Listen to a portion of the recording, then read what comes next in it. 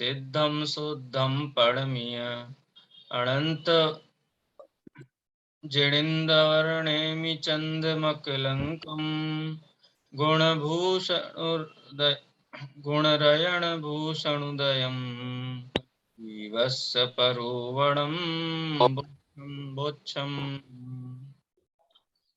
घुमटसार जीव कांड के आधार पर जीव प्ररूपणाओं 20 प्ररूपणाएं हैं, उनके ऊपर अपनी चर्चा चल रही है। इसमें आज हम संज्ञा अधिकार की चर्चा प्रारंभ करेंगे।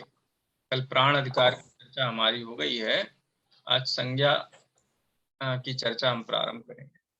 संज्ञा की सर एक प्रश्न कर दो, समाधान बोलिए। फिर ये प्रश्न चल रहा, मैं बाई पूछ रही कि विग्रह गति में अपर्याप्तक होते क्या अनाहारक?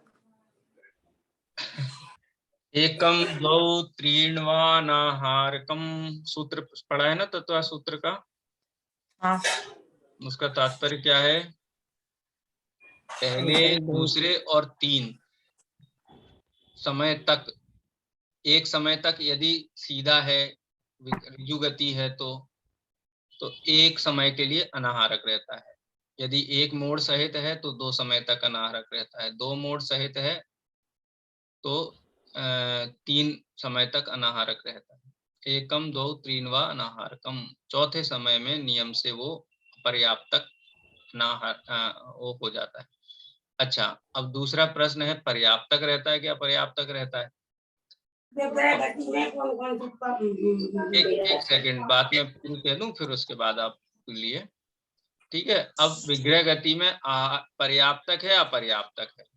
क्योंकि जन्म विग्रह गति में तो वो अनाहारक है, तो उसको पर्याप्तक कहें या अपर्याप्तक कहें? तो उस जीव को पर्याप्तक या अपर्याप्तक संज्ञा उपचार से है। किस प्रकार से है कि अगले भाव में यदि वो लब्ध्य पर्याप्तक जन्म है उसका, तो वो विग्रह गति में पर्याप्तक कहलाएगा, और यदि पर्याप्तक नाम कर्म का उदय है तो विग्रह गति में वो पर्याप्तक कहलाएगा। ठीक है। प्राण कितने हैं सर? हाँ, विग्रह गति में प्राण, विग्रह गति में प्राण कितने हैं? एक भी नहीं। उपचार ही है यहाँ पे। सब उपचार से घटित करेंगे अपन। आयु प्राण भी लेंगे तो उपचार से ही लेंगे। ठीक है।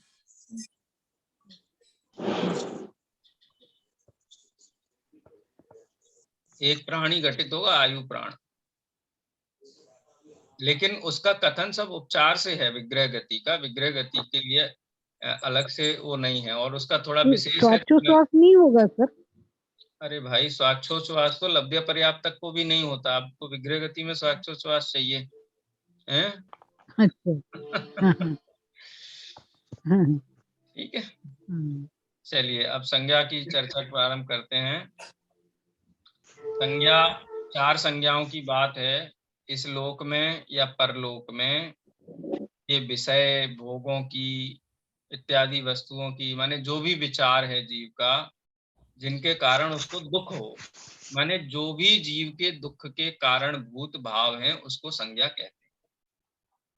ठीक है, दुख के कारणभूत भावों को संज्ञा कहते हैं। उसकी परिभाषा भी हमने देखी थी, एक बार फिर से देख लीजिए। जिससे जिससे संक्लेशित होकर जीव इस लोक में और जिनके सेवन से दोनों ही भवों में दारुण दुख को प्राप्त होता है, उसे संज्ञा कहते हैं।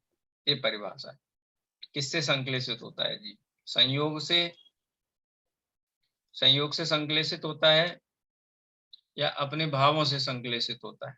तो जीव के ऐसे भाव जिसके कारण वो वर्तमान इस भाव में भी संक्लेशित होता है, उनका सेवन करके भी इस भाव और परभाव दोनों में संक्लेशित होता है। यानी वर्तमान में भी दुख का कारण है, और उससे होने वाला कर्म बंधन से भविष्य में भी उसको दुख होगा। ठीक है, तो ऐसे दारुण दुख के कारणभूत जीव के परिणामों को संज्ञा कहते हैं। वो संज्ञा के 4 भेद हैं: आहार, भय, मैथुन और परिग्रह। आप विचार करेंगे तो जीव इन 4 चीजों के बारे में ही सोचता है, इसके अलावा कुछ नहीं सोचता है। 4 चीजों के बारे में ही सोचता है। कि जीव, संसारी जीव इन्हीं चारों चीजों के कारण दुखी रहता है। खैर, इस चर्चा को इन गाथाओं के माध्यम से यहाँ प्रस्तुत किया गया। 6 गाथाएं हैं, गाथा पाठ करेंगे और उसका अपन एक एक गाथा का सामान्य अर्थ देख लेंगे। बहुत कठिन विषय नहीं है, इसलिए बहुत आप इसमें माने ऐसा वो मत सोचना कि कुछ बहुत कठिन आ रहा है तो समझने में तकलीफ हुई, कोई कठिन नहीं है। ये तो शुद्ध परिचिदानुभूता, ये तो श्रुत परिचित अनुभूत विषय है। चारों संज्ञाओं के वेदन के अलावा हम करते ही क्या? कौन नहीं चाहता उनके घर में 4 गाड़ियां हों? कौन नहीं चाहता उनका राजमहल बने हैं? कौन नहीं चाहता कि बढ़िया बढ़िया भोजन मिले? कौन नहीं चाहता कि 5 इंद्रियों के विषयों की परिपूर्णता चारों तरफ? अरे धर्म दान आदि भी करते हैं ना, तो उसमें भी कहते क्या मिलेगा इसके बदले में? बोले स्वर्ग मिलेगा। स्वर्ग में ऐसे ऐसे वृक्ष होते हैं, ऐसे ऐसे भोग होते हैं, ऐसा ऐसा शरीर होता है। तो उसी से आनंदित होकर के धर्म के मार्ग में प्रेरित होते हैं, नहीं तो धर्म ही नहीं करे आदमी को। है तत्व ज्ञान से शून्य व्यक्ति यदि धर्म की ओर झुका हुआ है तो वो 4 संज्ञाओं से ही प्रेरित है। 4 संज्ञाओं से प्रेरित होकर के ही वो कहना चाहिए इस मार्ग में आने का प्रदर्शन करता है। ठीक है, चलिए, विषय सरल है, गाथाएं पढ़ लेते हैं। एह जाहि वाहि आविय, यह जाहि वाहि जीवा पावन्ति दारुणं दुःखम्, जीवा दुःखम् सेवन्ता विय उभये,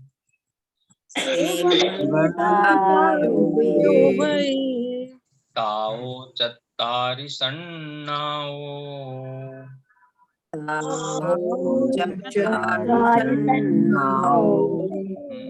यह जाहि वाहिया भी, इस स्थान पर या बहिर्स्थान पर, बहिर्स्थान पर माने अगले भाव में, इस भाव में या अगले भाव में।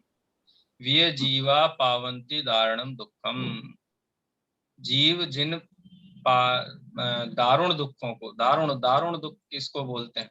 गहन दुख, इतना दुख, इतनी आकुलता, इतनी परेशानी कि कुछ सूझता ही नहीं है इसको, तो सूझता ही नहीं। सुबह दुकान पे जाता है तो दिन भर लगा रहता है। ये चारों प्रकार की इच्छाएं पूरी होती जाएं, उसके कारण बिल्कुल बिल्कुल क्या बोलते हैं, गधे की तरह के लगा रहता है एकदम से। और वो व्यापार में भी क्लिष्ट रहता है, उसका जो फल है माने जो भी धनार्जन आदि होते हैं, परिग्रह आदि प्रकट होते हैं, वो भी दुख के ही कारण। तो इस लोक में और परलोक में जीव जिनसे दारुण दुख जीवा पावंती जीव प्राप्त करते हैं। सेवंता विय उभये, इनका सेवन करने से और इनके कारण भविष्य में उदय आने पर होने वाले परिणामों के कर्म बंध से उदय आने, दोनों ही प्रकार से कहते ना, आज भी नुकसान है कल भी नुकसान, ऐसे कारण को, ऐसे दुख के कारण को संज्ञा कहते हैं, जो आज भी नुकसान दे और कल भी नुकसान दे। ताओ चत्तारि सन्नाओ, ऐसे जीव को 4 संज्ञाएं होती हैं जिनका सेवन करके जीव इस लोक में परलोक में उनको भोगते समय और भोगने के बाद दारुण दुखों से पीड़ित रहता है। ऐसे जीव को 4 संज्ञाएं होती हैं, इन 4 संज्ञाओं के कारण ऐसा होता है। अब वो 4 संज्ञाओं के संबंध में बात करते हैं एक एक छंद में, इन 4 छंदों में। आहार दंसणेन, भोजन को देखकर, भोजन को देख करके क्या हो जाता है? भोजन को देखकर, सुस्वादु भोजन को देख करके आहार दंसणेन, इच्छा हो जाती है भोजन। आहार संज्ञा है, आहार के दर्शन की। तस्स उव जोगेण ओम कोठाये, और उसमें ही अपने उपयोग को लगा करके वहीं अपने उपयोग को स्थिर कर देता है। यानी आहार का दर्शन करने का या आहार में के बारे में विचार करना। सादी दरु दीर्णाये हवदिहु आहार सन्नाहु, ये आहार संज्ञा के विषय में ये गाथा कही गई। देखो इसका अर्थ यहाँ पे एक टेबल बना करके भी दिया गया है, उस टेबल में अपन देख ले तो ज्यादा समय नहीं लगेगा, फटाफट इसका सामान्य अर्थ आपको ख्याल में आ जाएगा। आहार संज्ञा, आहार को देखना, आहार में उपयोग लगाना माने याद करना, उसके बारे में सुनना, और खाली पेट होना। इसमें कारण क्या है? असाता वेदनी का उदय, भोजन आदि की इच्छा होना, क्षुधा आदि का होना। इसमें कारण क्या है? इसमें कारण है असाता वेदनी का उदय। असाता वेदनी के उदय में वैसे तो जीव का स्वयं का परिणाम है, लेकिन अगर अंतरंग निमित्त की अपेक्षा से देखा जाए तो असाता वेदनी का उदय है। किस गुण स्थान तक होती है आहार संज्ञा? तो किस गुण स्थान तक आहार का ग्रहण देखा जाता है? तो छठवां गुण स्थान है। तो पहले गुण स्थान से लेकर के छठवें गुण स्थान तक आहार संज्ञा कही गई है। ठीक है, लेकिन ऐसा नहीं समझ लेना कि पहले गुण स्थान वाले की आहार संज्ञा और हमारे परम दिगंबर मुनिराजों की आहार संज्ञा एक जैसी होती, ऐसा नहीं। जैसे बिल्ली होती है ना, तो बिल्ली अगर दूध पी रही है और उसको कोई लकड़ी से भी मारे तो हिलती नहीं है, अड़ी रहती है। भय त्याग दूध बिलाव पीवे, आपदा नहीं देखता। और एक वृत्ति होती है हिरण की, थोड़ी सी भी आवाज हो जाए तो तुरंत घास छोड़ करके चला जाता है। बिल्ली ने चूहा पकड़ रखा हो तो उसके प्राण भी निकल जाए तो नहीं छोड़ती। और सूखी घास खाने वाला हिरण, उसको कोई आवाज भी आ जाए तो वो चल देता है। तो ये तीव्रता का भेद है यहाँ पे। तो ये तीव्रता का भेद गुण स्थान की अपेक्षा से भी समझ लेना चाहिए। छठे गुण स्थान तक ये होती है।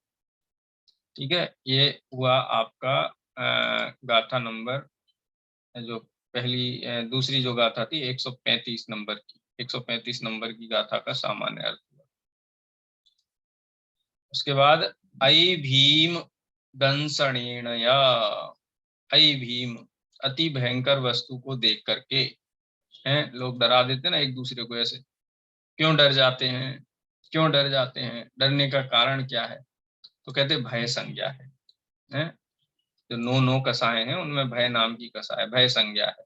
तस्जुवेण ओम सत्य, ये और उसके बारे में उपयोग उसमें लगाना।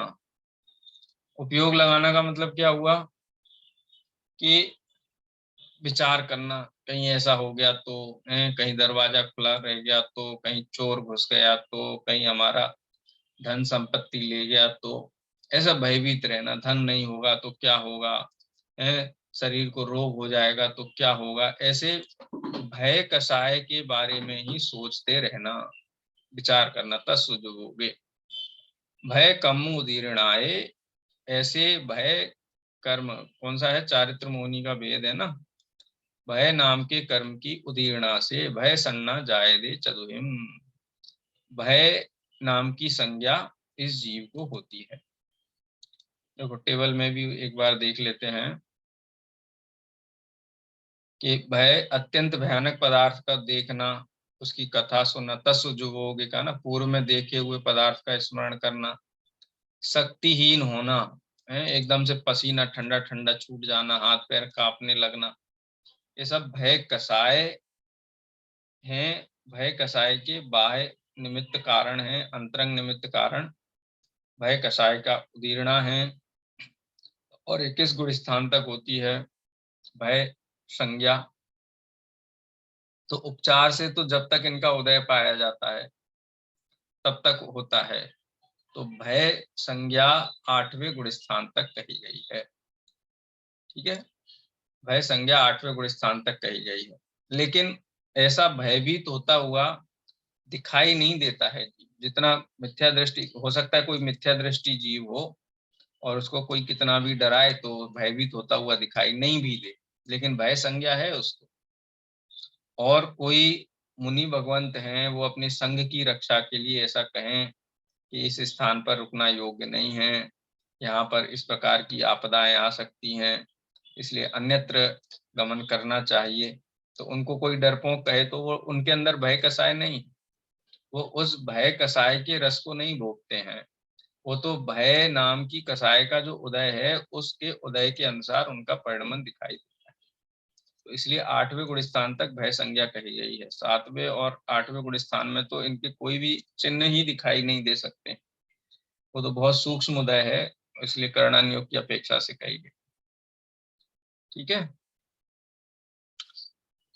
इसके बाद 137 नंबर की जो गाथा है वो देखते हैं। क्या है? मैथुन संज्ञा, वेद संज्ञा। पणिदर सभोय निर्णय, हैं, जो प्रकट सामने उपस्थित जो भोग हैं उन भोगों को भोगना। ठीक है, तस्व जो भोगे कुशील सेवाए, उसके बारे में विचार करना, उसकी भावना भाना, पूर्व में भोगे गए वेद भोगों का स्मरण करना, अथवा उसकी और आचार्यत्व करना, स्वयं करना, अन्य को प्रेरित करना, ये सब मैथुन संज्ञा के ही बहिरंग लक्षण हैं, निमित्त हैं।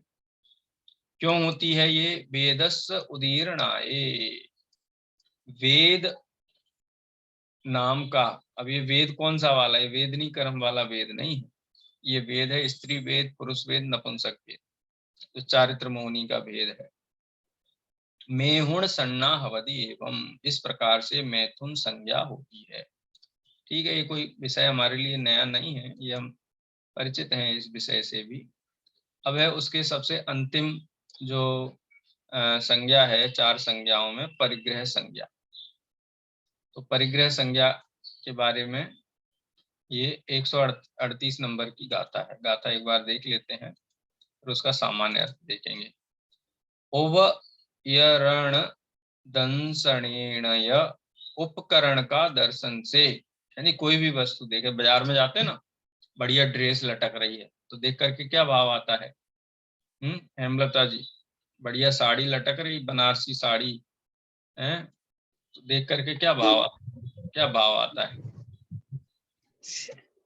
बढ़िया हार लटक रहा हो एकदम नई डिजाइन का, क्या भाव आता है देख करके? जड़ लेने का। कैसा भाव आता है? तो जड़ है, पुद्गल है, हम तो चैतन्य भगवान आत्मा है, ऐसा भाव आता है कि नहीं आता है? कभी कभी आता है। उपकरण उभयरण दंसणेणय, अच्छा, वहां देख करके भाव आया, बहुत बढ़िया है, व्यवस्था बनाते हैं कुछ खरीदने की, फिर घर आके भूल जाते हैं उसको, भूल जाते हैं कि नहीं?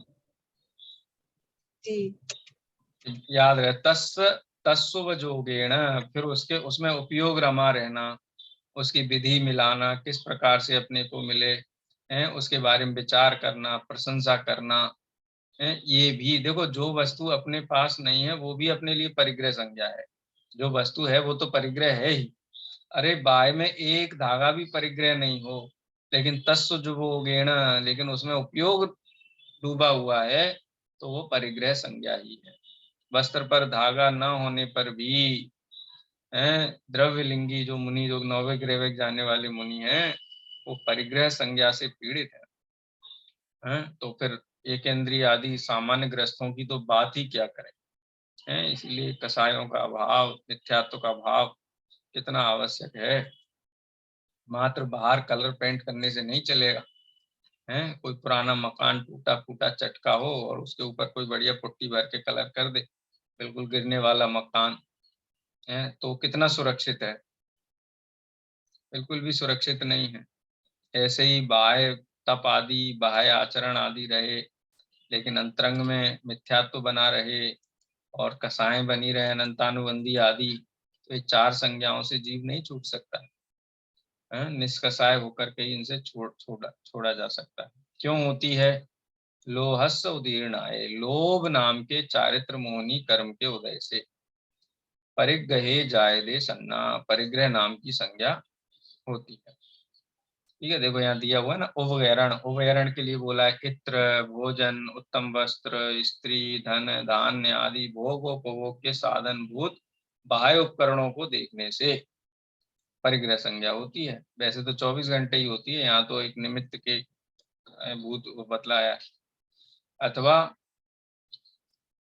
तस्व जोगेण मुच्छिदाय, अथवा पहले से भुक्त पदार्थों का स्मरण, उनकी कथा का श्रवण आदि से और ममत्व परिणाम से, मुच्छिदाय यानी मूर्छा से, मम इदम परिणामो मूर्छा, सर्वासिद्धि में जो परिभाषा दी गई है ना, मूर्छा परिग्रह, मम इदम परिणामो मूर्छा, ये वस्तु मेरी है, पर वस्तु मेरी है, इस परिणाम का नाम ही मूर्छा है, वो सब परिग्रह संज्ञा है। परिग्रह आदि अर्जन की तीव्र गति के भाव होने से एवं लोभ कर्म का तीव्र उदय या उदीर्णा होने से, इन चार कारणों से परिग्रह संज्ञा होती है। परिग्रहे जायदे लोह से उदीर्णाए, परिग्रहे जायदे सन्ना। ठीक है, यहाँ चतुहिम शब्द दिया था ना, तो हर संज्ञा के चार चार कारण गिनवाए हैं, अंतरंग बहिरंग इस मिला करके, तो सब में लगा लेना चतुहिम चतुहिम शब्द। अब ये कहाँ तक होती हैं संज्ञाएं, कौन कौन सी, ये 139वें नंबर की गाथा में ये विषय आया है। णट्ठपमाए पड़मा,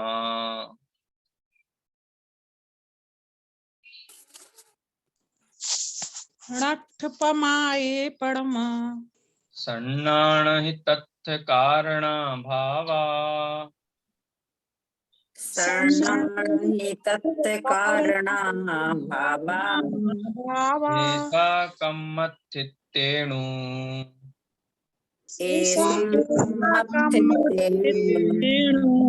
वयारेण तिणहि कज्जे,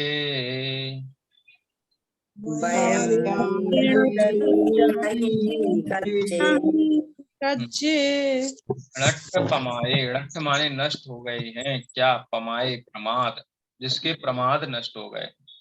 कौन से गुण स्थान में कहे जाते हैं नष्ट प्रमाद, कौन सा गुण स्थान होता है नष्ट प्रमाद वाला, प्रीति जी? सातवां। णट्ठ पमाए को हम क्या बोलते हैं, अप्रमत्त।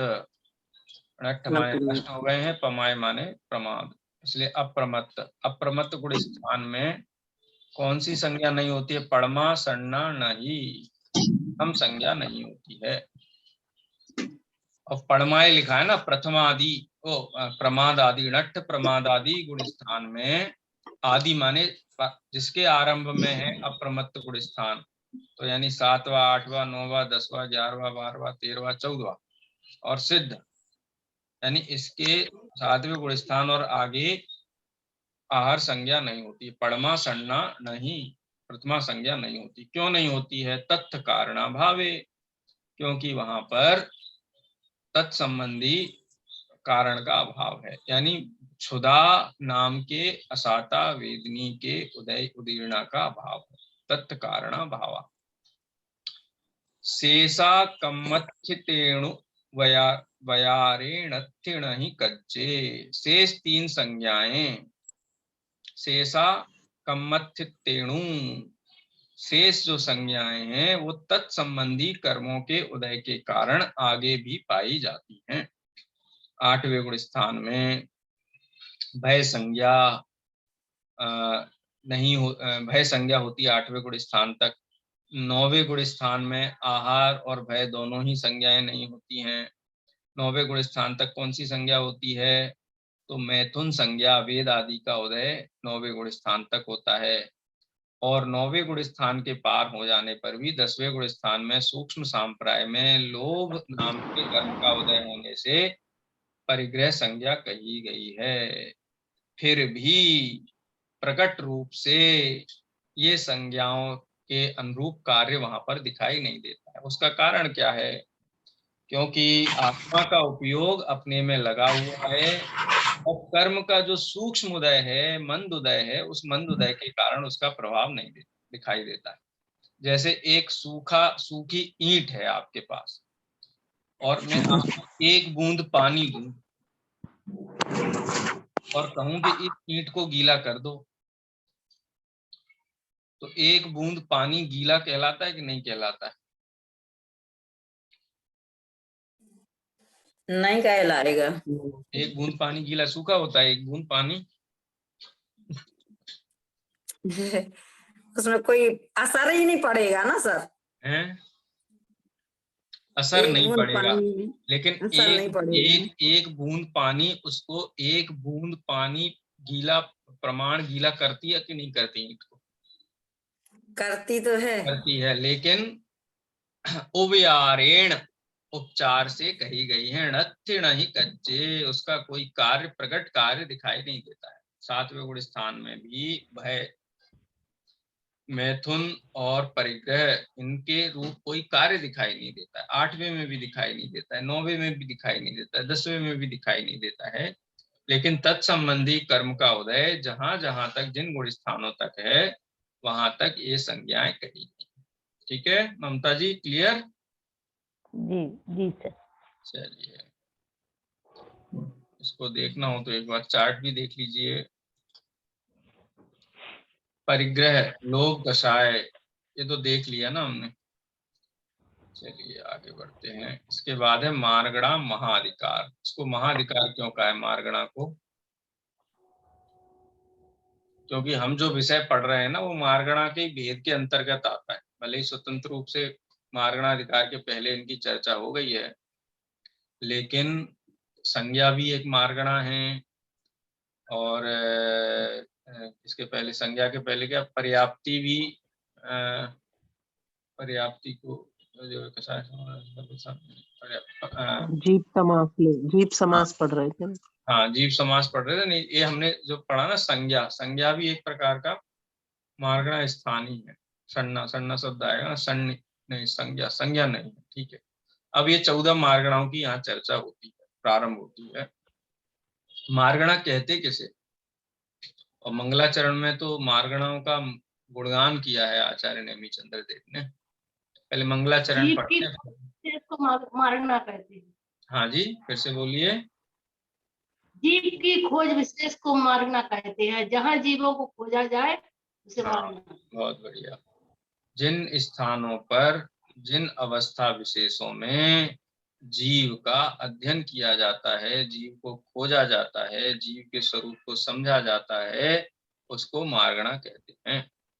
इन सांसारिक विविध स्वरूपों में, मार्गणाओं में जीव को देख करके भेद विज्ञान होता है। इनमें से कोई मार्गणा परमानेंट नहीं है, यानी जीव का स्वरूप नहीं। जीव इन 14 मार्गणाओं के स्वरूप से पार भिन्न वस्तु है, ऐसा भेद विज्ञान होता है मार्गणाओं के ज्ञान से। मार्गणा ये समझाने के लिए नहीं कि जीव 4 गति वाला है।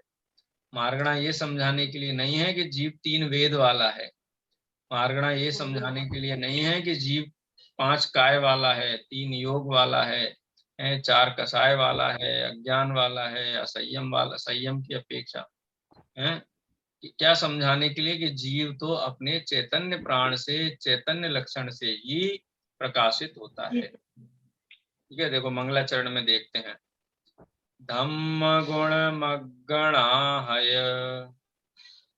धम्म गुण मग्गणाहय, मोहारिबलं जिणं मनमंसिता, मोहारिबलं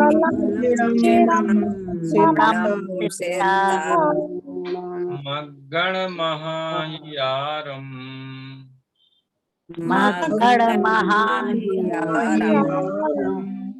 विविह्यारम्भणे सामो,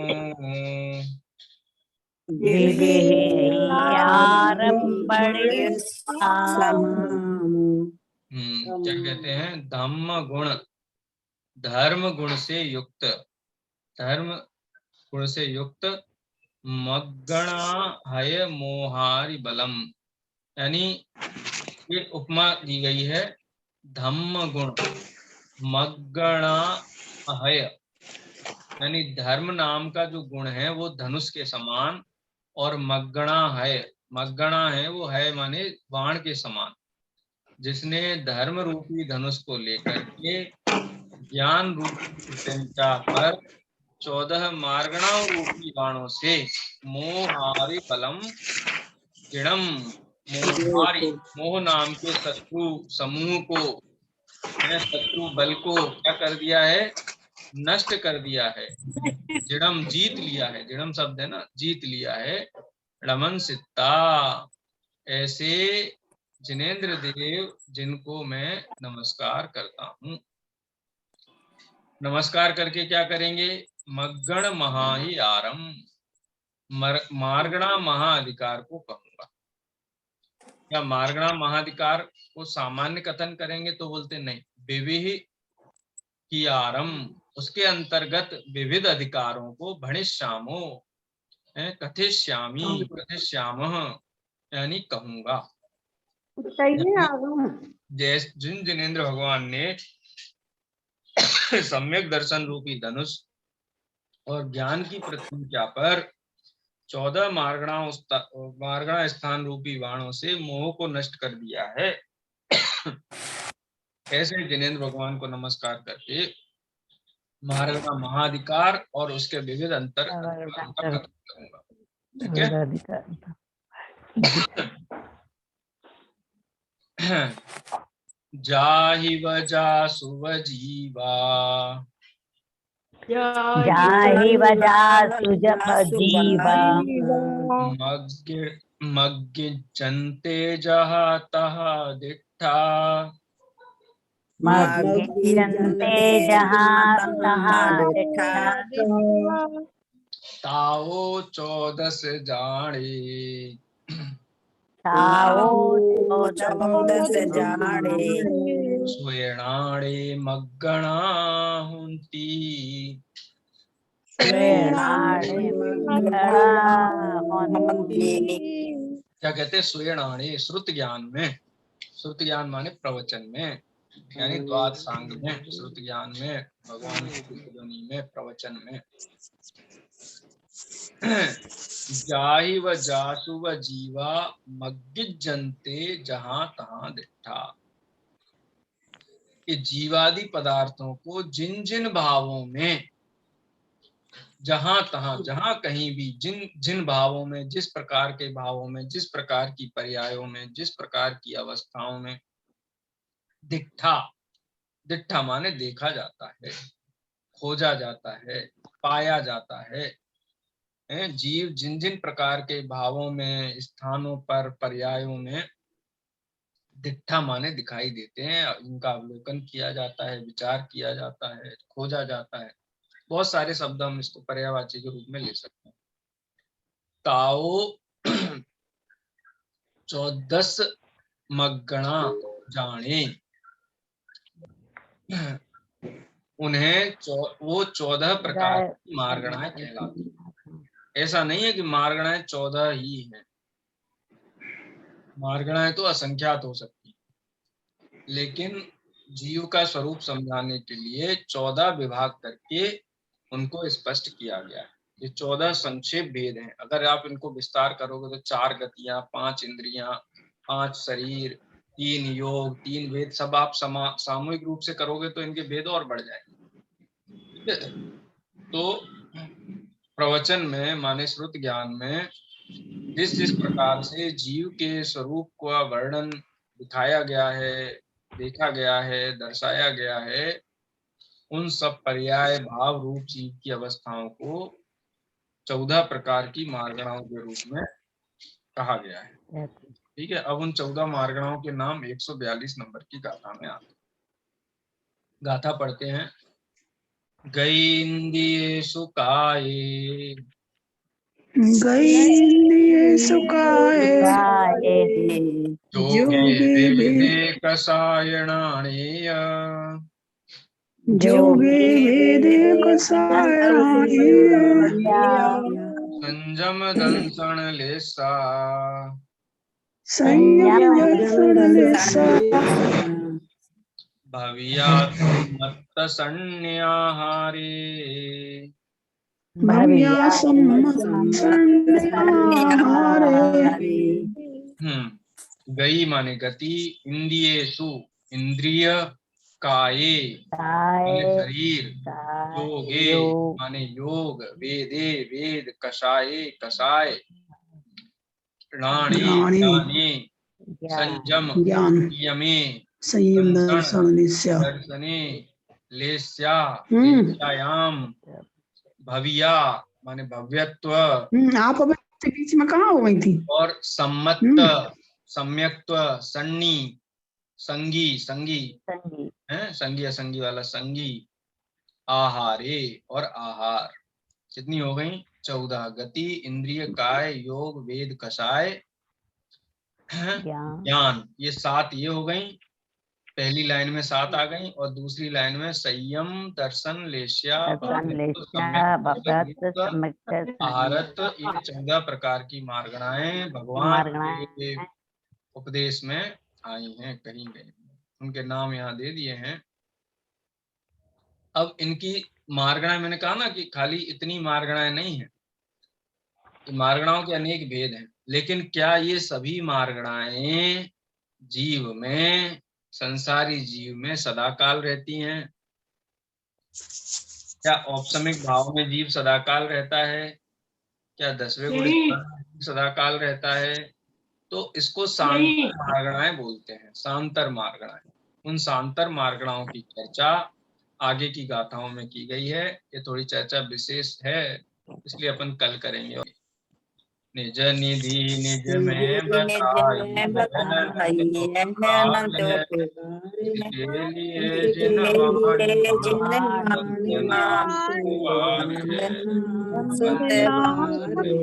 सत्यवान